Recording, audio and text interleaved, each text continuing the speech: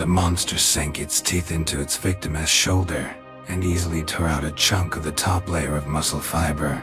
The piece of meat separated from its body and flopped down.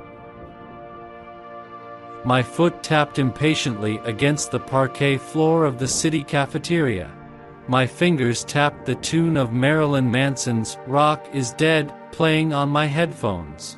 Through my dark glasses I stared at the lone laptop lying on the table across from me, apparently forgotten by some rotund person. Given my financial situation, it wouldn't be a bad Christmas present for me. As soon as the barista disappeared into the kitchen, I went for it.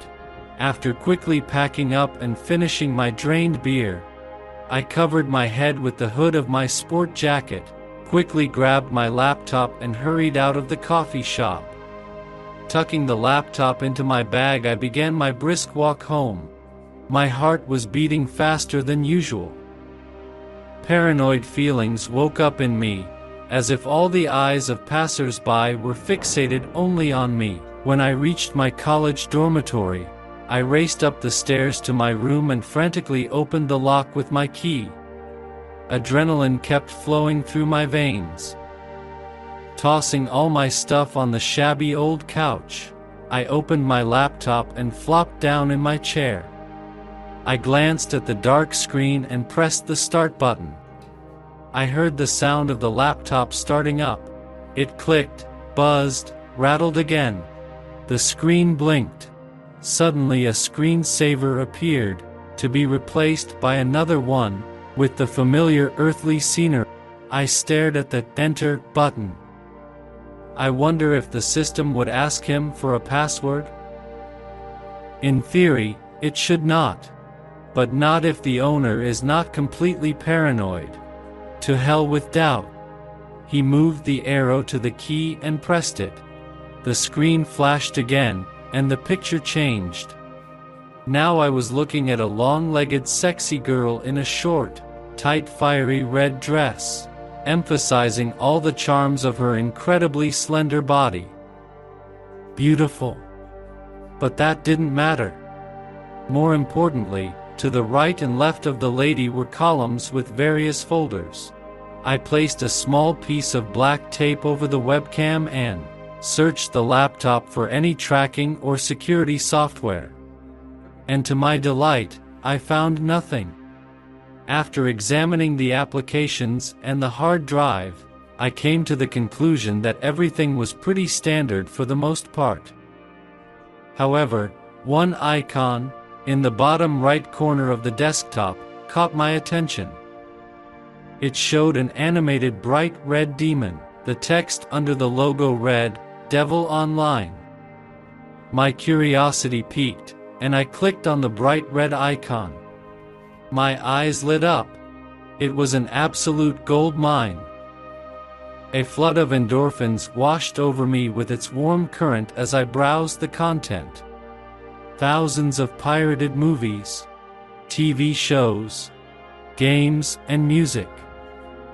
There were even movies that were currently running in theaters and premium TV shows with exclusive episodes.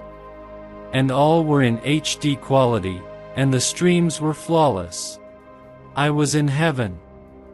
For hours on end, I just couldn't take my eyes off my lucky find. Games, movies, TV shows. My eyes simply darted away from what I was seeing. Eventually, one video intrigued my curiosity. It was at the bottom of every page I visited, and the thumbnail depicted the same devilish image as the one on my desktop. The description read, "Victoria," in bright pink colors. As soon as I clicked on it, a new window appeared with an image of the room. The camera on the other side of the screen was slightly distorting the image.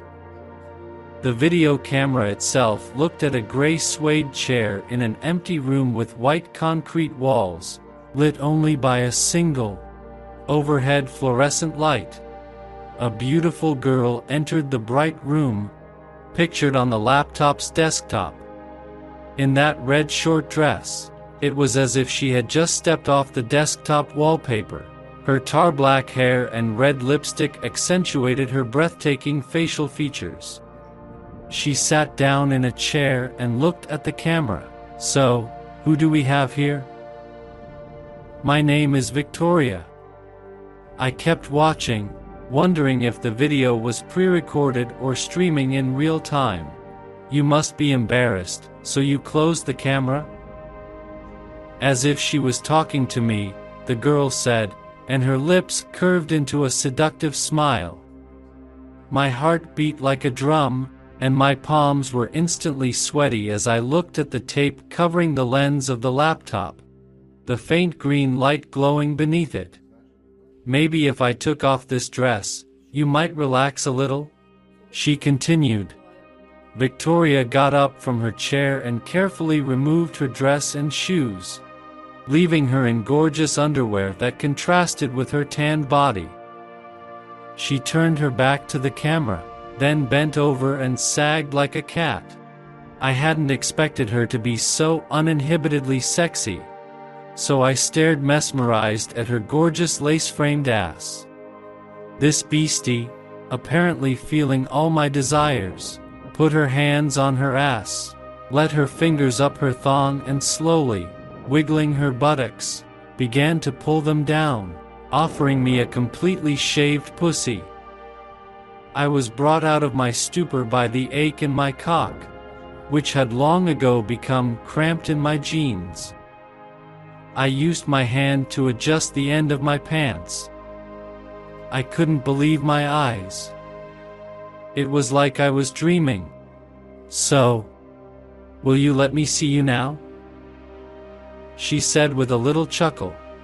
The alcohol in my blood was doing a great job of restricting my inhibitions after I drank the beer. I took a deep breath and tore off the ribbon. Victoria smiled, leaning closer to the camera. "Okay, and you're cute." "Thank you," I said awkwardly. She laughed. "You're beautiful," I mumbled again, full of liquid confidence. It was all I could think of at that moment. Victoria laughed with delight. "Thank you, too, Mr. Ethan." I answered instantly. "Ethan. I like it," she said, smoothly sitting down and crossing her legs like Sharon Stone from Basic Instinct. "Do you have a last name, Ethan?" "Calhoun." With my tongue hanging out, I barked like a trained dog. "Tell me about yourself, Mr. Ethan Calhoun," Victoria whispered, exposing her firm breasts. And as if under an intoxicating drug, I obeyed. Between all the beer I'd drunk, her seductive voice, and my inability to look away from her flawless naked body, I told her everything she'd asked. My name, my age, where I lived, how I found her live air, and so much more. It all happened so fast, and before I could wake up, Victoria stood up, put on her clothes, and walked over to the camera. Her voice was no longer smooth and seductive. "Thank you, Ethan, we have everything we need. And also, it's not good to take what doesn't belong to you." She laughed menacingly and the camera went out. The video stream ended abruptly and the screen went black. I began to panic at the realization of what had happened. Stomping around the room, I tried to reassure myself that everything was okay. Paranoid questions raced through my head. Why did I tell her all this?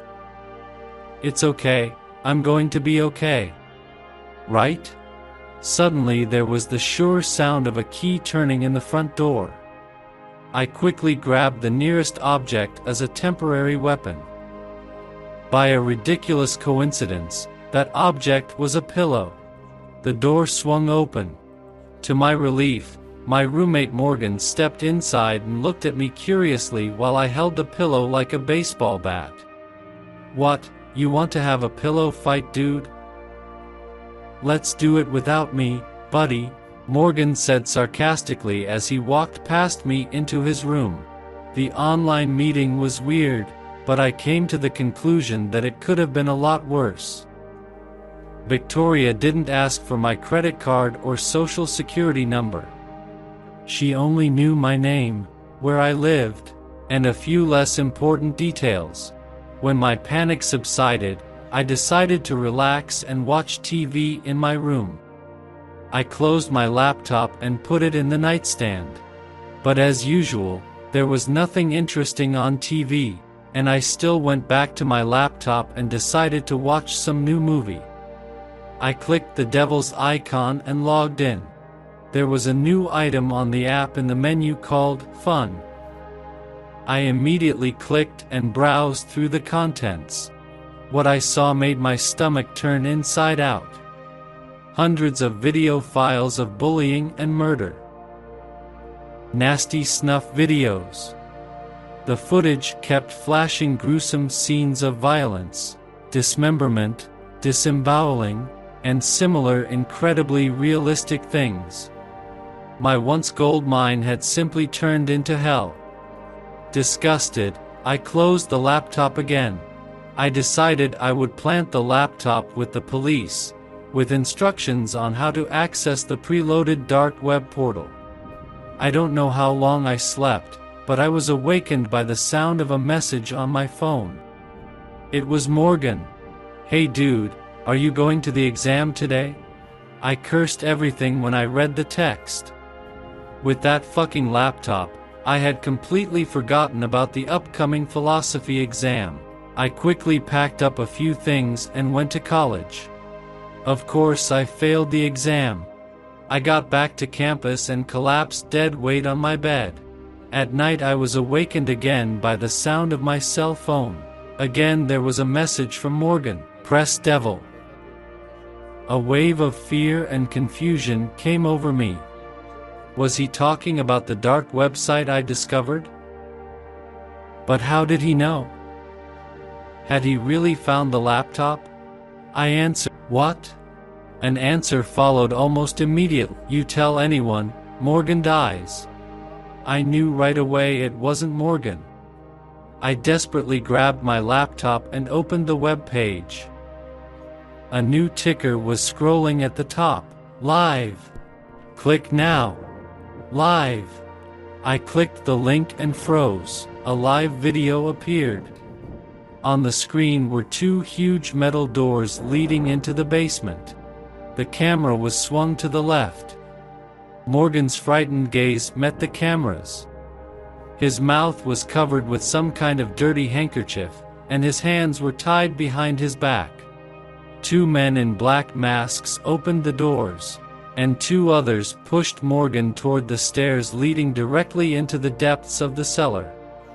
The camera followed them, the darkness of the stone walls ahead of us. I grabbed my phone to call the police. But before I could dial the number, I remembered the ominous text warning me of the consequences. All I could do was watch. Morgan reached the bottom of the stairs, and I read the familiar words, written in red, on a sign hanging over the heads, "Devil Online." The masked men roughly pushed Morgan forward. Terrifying sounds echoed through the basement room. Muffled moans, screams, and cries. The sound was bone-crushing and chilling. Through the dimly lit corridor, I could catch glimpses of the rooms through the small glass windows of the cell doors that ran along the corridor. The cameraman deliberately pointed the camera at the small windows.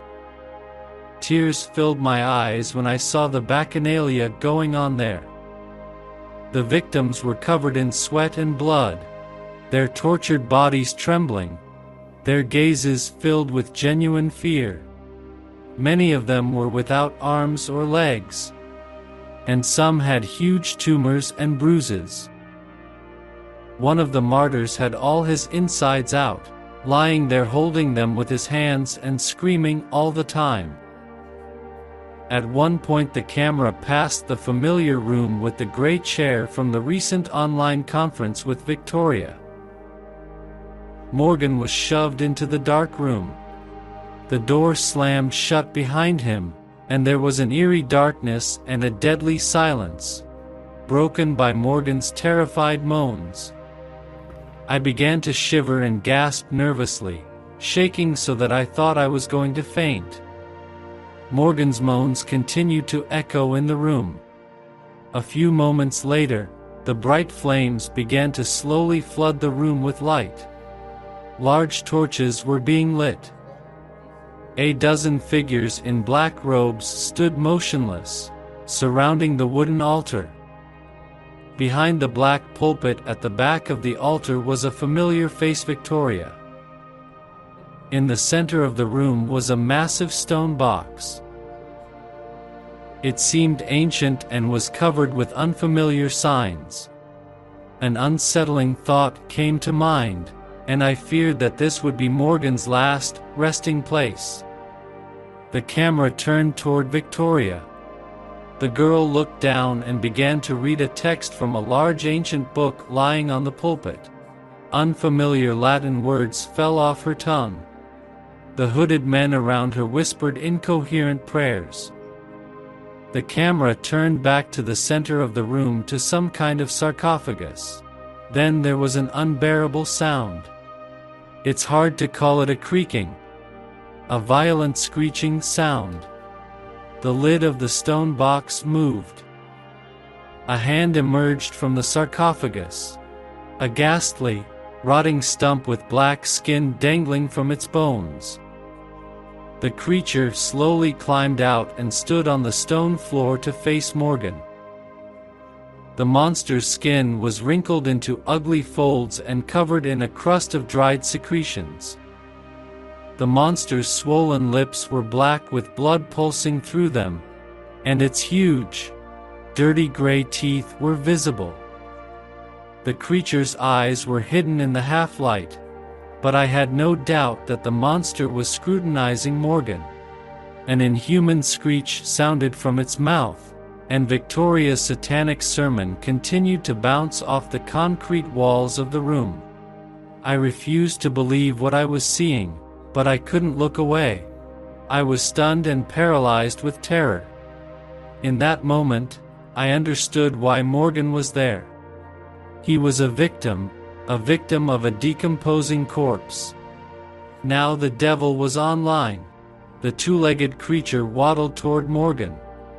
Morgan's sobs turned into wild screams. The camera began to move closer to the victim. The reading and whispering stopped. All eyes focused on the monster. The creature approached Morgan and sniffed him. Poor Morgan's breath caught. Not only could he no longer scream in terror, but he could barely breathe. Suddenly the creature roared furiously, and in a moment it sank its teeth into Morgan's neck, ripping out a chunk of his flesh. Morgan roared and convulsed in agony. From his neck stretched slimy strands of flesh. No sooner had the young man collapsed to the ground than the monster's hand came down on him again. The monster sank its teeth into its victim's shoulder, and easily tore out a chunk of the top layer of muscle fiber.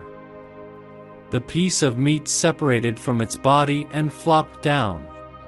Morgan collapsed to his knees. Fountains of blood pulsed from his lacerations. Moments later, the monster grabbed Morgan, still alive, and dragged him toward the sarcophagus. The creature climbed into the crypt and pulled Morgan's body with it. The last thing I saw were the pleading and squirming eyes of my friend as he followed the creature into the dark crypt. He was still trying to hold on to the edges of the sarcophagus, but the monster's ineradicable strength pulled him down with ease. The lid of the sarcophagus slammed shut. The screen faded. The app closed. And on the monitor appeared a blue screen with writing and numbers in a language unknown to me. Then the laptop shut down. I was shaking. I could not come to myself for a long time, sitting in a daze in front of the black screen of the ill-fated laptop. Nausea came over me, and I instantly sat down on my knees, pressed his hand to his mouth and cried as I had never cried in my life. The anxiety and panic were so unbearable that I wanted to die rather than remember the horror. The sound of my cell phone roused me from my wild stupor. With trembling hands, I picked up the phone and pressed the unread message icon. "Press devil," it said. Suddenly the laptop buzzed, and the desktop screen appeared with a picture of Victoria and a demonic bright red icon that said, "Devil Online." If you liked the story, please subscribe and like. Till tomorrow.